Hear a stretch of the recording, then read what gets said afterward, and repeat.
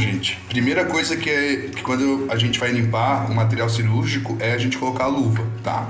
Como a gente está trabalhando com produtos químicos bem fortes, pode gerar lesões na mão, lesões dermatológicas, e não é bom isso daí, tá? Então sempre utilizem luvas bem grossas para fazer esse tipo de limpeza, tá?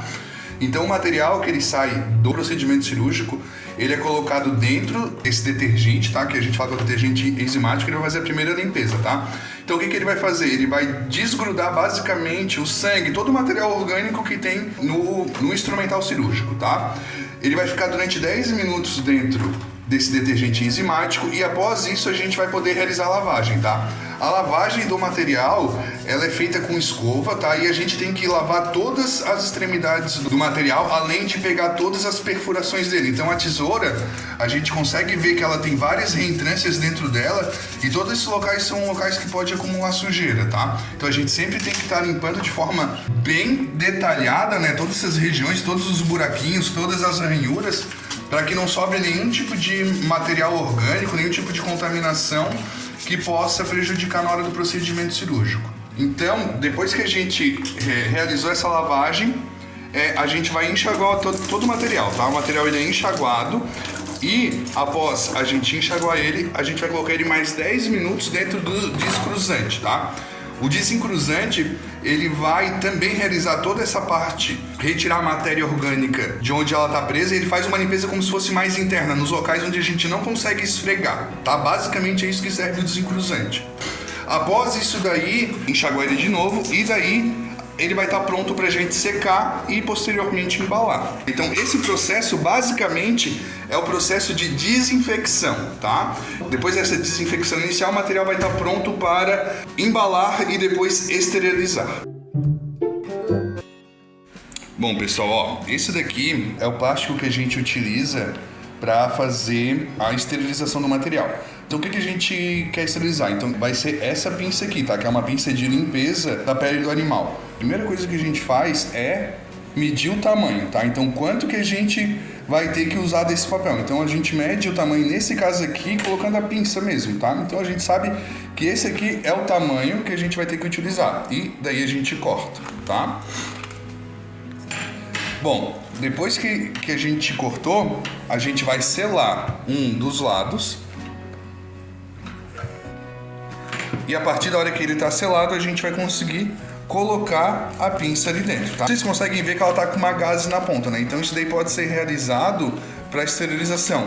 Nesse caso, como é uma pinça de limpeza, a gente sempre utiliza uma gaze, a gente sempre coloca essas gases ali já para realizar a limpeza do animal. Agora a gente vai selar outra ponta.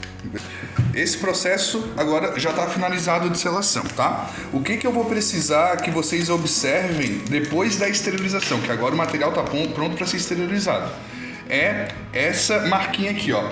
Então essa marquinha aqui nesse pacote, ela vai dizer se o material está esterilizado ou se não está. Isso daqui que está aparecendo é antes da esterilização, ó. Vocês estão vendo que está um pouquinho rosa, né? Depois da esterilização ele tem que estar bem mais escuro, tá? Então vamos esterilizar esse material para a gente ver como é que ele vai ficar.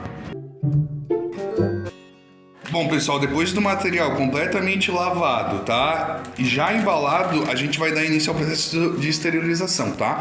Cada máquina ela tem um processo diferente, tá? Nessa daqui, como que é realizado? A gente coloca o material a esterilizar dentro da autoclave, tá? E após a gente tem que usar uma quantidade determinada de água destilada, tá? Essa quantidade, no caso dessa autoclave, ela é na faixa de um copo de 180 ml, tá?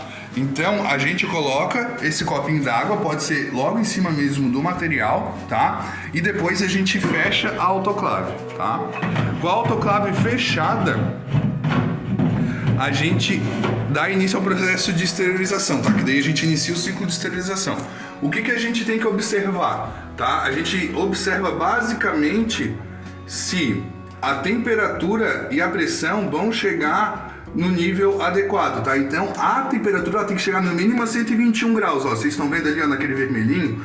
Então a temperatura de esterilização é no mínimo 121 e no máximo 134, dependendo do ciclo que a gente for fazer, tá? E esse ciclo, essa temperatura, o que ela influencia? Influencia no tempo que o material tem que ficar aqui dentro.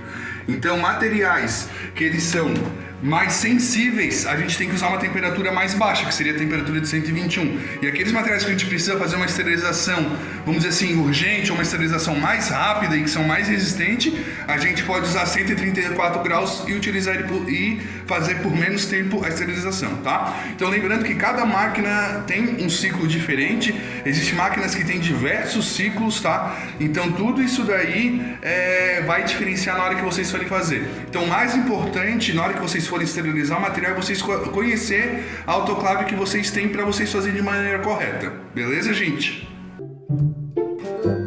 Ó, pessoal, já esterilizamos e olha só como é que tá, ó. Vocês conseguem ver a diferença, como tá bem mais escuro? Essa daqui é a marcação que realmente está esterilizado. Se ele tivesse bem mais claro ainda, continuasse rosa, o nosso processo de esterilização teria dado errado, tá? Então essa é a marcação que a gente vê sempre depois que acaba a esterilização, se escureceu essa porçãozinha aqui.